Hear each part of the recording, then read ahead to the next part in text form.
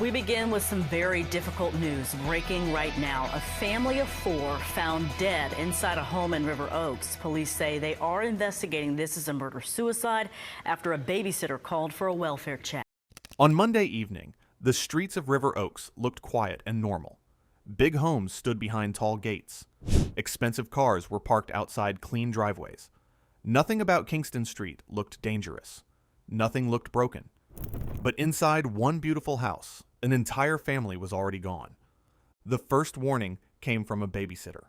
She had been trying to reach the Mitchell family since Sunday night. Calls were not answered. Messages stayed unread. That was strange because the family always stayed connected. The babysitter became nervous and contacted a relative. Together, they decided something felt very wrong. At around 5:26 p.m., Houston police officers arrived at the house for a welfare check. The home belonged to Matthew Mitchell, his wife Thy Mitchell, and their 2 children. Neighbors later said the street looked calm when police cars arrived. No screaming came from the house. No signs of a fight could be seen outside. The front of the home looked completely normal. Officers entered the house, expecting to check on the family. Instead, they walked into a nightmare. Inside the home, police found 4 bodies. Matthew Mitchell was dead. Thy Mitchell was dead. Their 8-year-old daughter, Maya, was dead. Their 4-year-old son, Max, was dead too. Every family member had gunshot wounds. Police quickly locked down the home and started an investigation. At first, officers did not release many details. Detectives carefully searched every room. Crime scene teams moved through the house, collecting evidence. Investigators checked the bedrooms, hallways, doors, and security systems. Police believed the deaths had happened much earlier, possibly on Sunday night, nearly 24 hours before officers arrived. Very quickly, detectives began focusing on one terrible possibility. Police believed this was not a break-in. They believed nobody forced their way into the home. There were no signs of strangers entering the property. Nothing appeared stolen. Detectives said evidence inside the house pointed toward a murder-suicide. According to investigators, Matthew Mitchell was believed to have shot his wife and both children before killing himself. The news spread across Houston within hours. The Mitchell family was not unknown in Houston. Matthew and Thy Mitchell were famous in the city's restaurant world. Many people knew them as the owners of Traveler's Table, a popular restaurant known for food inspired by different countries around the world. Later, they also opened Traveler's Cart, another restaurant serving street food. Their businesses became successful very fast. Food Network shows featured them. Their restaurants became popular with both locals and tourists. People saw them as a power couple building something special together. That is why the case shocked everyone. Friends described the couple as hardworking and friendly. Employees said they rarely saw serious arguments between Matthew and Thy. Former chef Stanton Bundy later said he had only seen small disagreements between them. He also called Matthew a great friend. From the outside, the family looked happy. Just days before the tragedy, Thy had been posting videos online.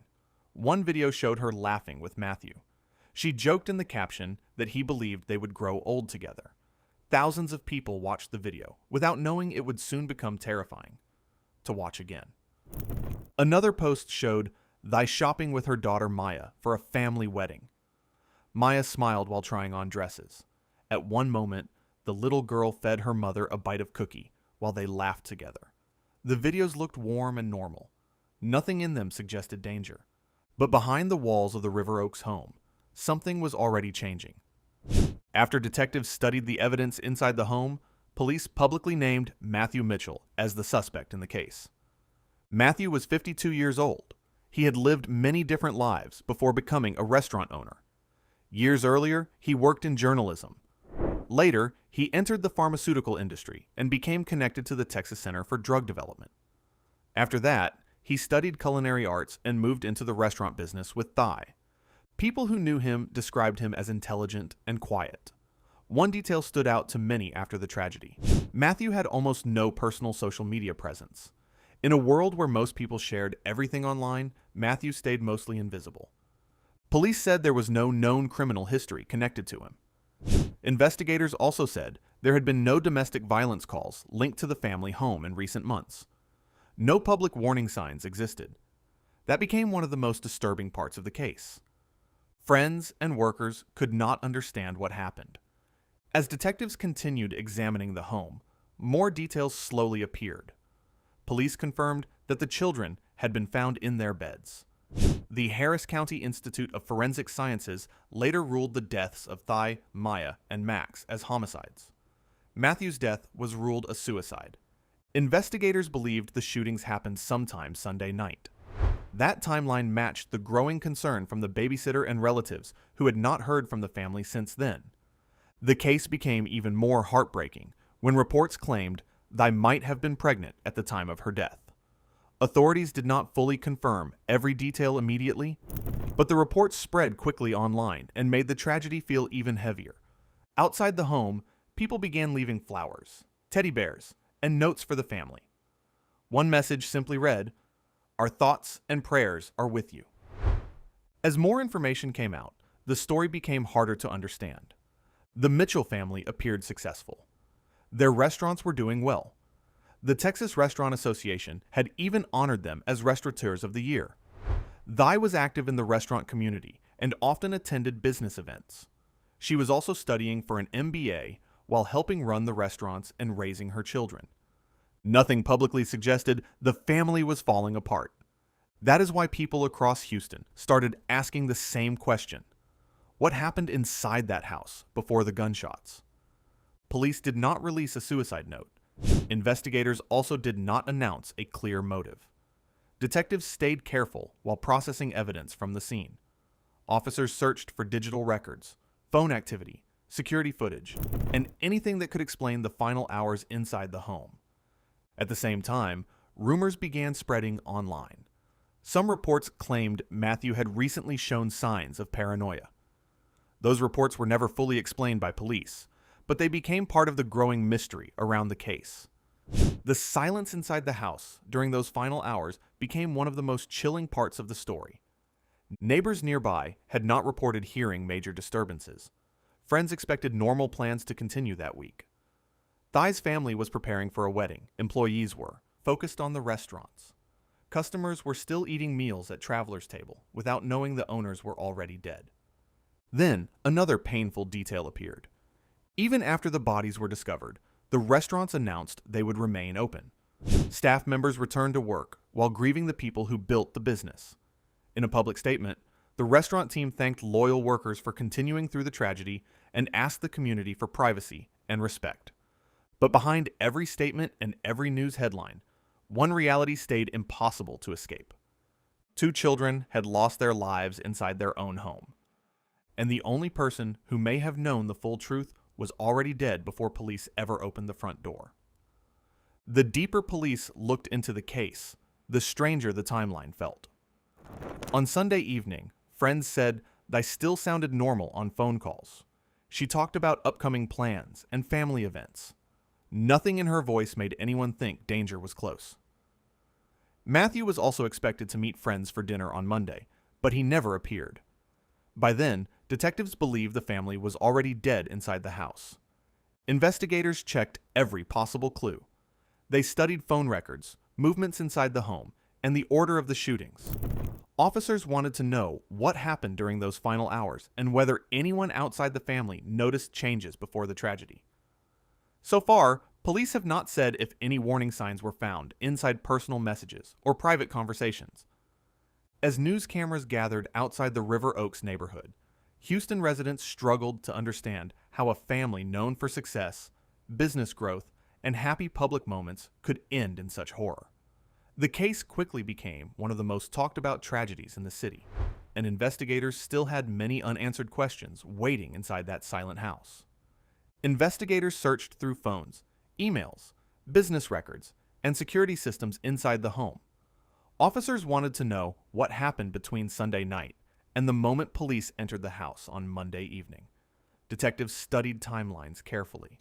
They checked when messages stopped, when phones became inactive, and whether anyone had entered or left the property during those missing hours. One detail especially confused people following the case. Houston police arrived at the house around 5:25 p.m., but the Harris County Institute of Forensic Sciences later listed the official time of death as 6:11 p.m. for all 4 family members. Authorities never fully explained why the documented time appeared later than the police arrival time. Online discussions exploded with theories, but investigators stayed silent about the gap. At the same time, reports started appearing about possible pressure inside the family's private life. Some sources claimed Matthew had recently shown signs of paranoia. Police never publicly confirmed those claims in detail, but people close to the case continued mentioning them. Friends who knew Matthew struggled to connect those reports with the man they thought they knew. Running restaurants in Houston had become expensive and stressful. Thigh herself had spoken publicly about how difficult the restaurant industry had become. Costs for food, rent, labor, and insurance kept rising. The couple had expanded their businesses and recently pushed forward with new projects. Reports also mentioned funding connected to Traveler's cart, though no police statement confirmed financial trouble as a motive. Investigators never publicly blamed money problems for the killings, but the topic stayed part of the growing discussion around the case. Behavior experts later pointed towards something disturbing, seen in many family murder cases. Sometimes the person responsible shows no public history of violence before the attack. Friends, co-workers, and even family members often see no obvious signs beforehand. In several cases, the person appears normal right until the final days. That pattern made the Mitchell case even harder for people in Houston to accept, because nobody close to the family publicly described seeing danger coming. As the investigation continued, the Houston restaurant community entered shock. Employees returned to Traveler's Table and Traveler's Cart, carrying grief that was impossible to hide. Workers opened the restaurants, greeted customers, and tried to continue daily life while processing what had happened to the people who built those businesses. Outside the family home, flowers and teddy bears kept appearing near the entrance. Neighbors stopped to read handwritten notes left beside the gate. News vans lined the street while reporters searched for updates from police.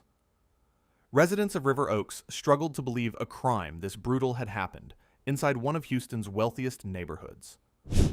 Thai's sister, Lai Mai, publicly confirmed the deaths. She shared family photographs showing Thai smiling beside Maya and Max during happy moments outdoors. Her message stayed short and heartbreaking. She asked people to respect the family's privacy while they grieved. She did not discuss the investigation. She did not describe the violence. Tributes quickly spread through Houston's hospitality world. Restaurant owners, chefs, photographers, and longtime customers posted messages about Thai online. Many remembered her as someone who constantly supported other businesses and encouraged people around her. Several messages also revealed another painful truth. Even people shocked by Matthew's actions still struggled to fully understand how the man they knew could become responsible for something horrifying. People were grieving the children. People were grieving Thai. But many were also trying to understand Matthew without excusing what police believed he had done. Friends described feeling trapped between anger, sadness, confusion, and disbelief. Some openly questioned whether hidden mental health struggles had gone unnoticed. Others wondered if pressure had been building privately for months, while public life continued looking successful and stable. The Houston Police Department confirmed the investigation remained open. Officers continued reviewing evidence collected from the home, including digital records and forensic findings. The full autopsy reports were not immediately released publicly. Authorities also did not officially confirm reports claiming Thai was pregnant at the time of her death, even though several news outlets repeated the claim. Those unanswered details kept the story surrounded by uncertainty. For many people, the hardest part was the final normal moments before everything ended. Maya rated her mother's dress, family wedding plans being discussed, restaurants preparing for another busy week, social media videos showing smiles and jokes only days before police discovered the bodies. The case forced people to face a disturbing reality. Sometimes tragedy does not arrive looking loud or obvious. Sometimes it hides behind ordinary days until it suddenly explodes without warning. By the end of the week, Houston was still searching for answers that investigators could not yet fully provide. Police believed they understood what happened inside the home, but the deeper question remained unanswered. Why? That answer may never fully come. The person investigators believe carried out the killings died inside the same house before officers arrived. No public suicide note explained the motive. No final message revealed what was happening in Matthew's mind during those last hours. The silence left behind became part of the tragedy itself.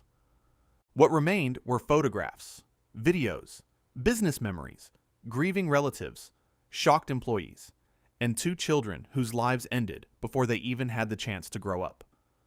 Maya was 8 years old. Max was 4, and a family that looked successful, happy, and full of plans disappeared behind closed doors before anyone outside realized something was terribly wrong. So now the question is this: do you believe there were hidden warning signs that nobody noticed, or do you think this tragedy truly shocked everyone around them? Let me know what stands out to you the most about this case.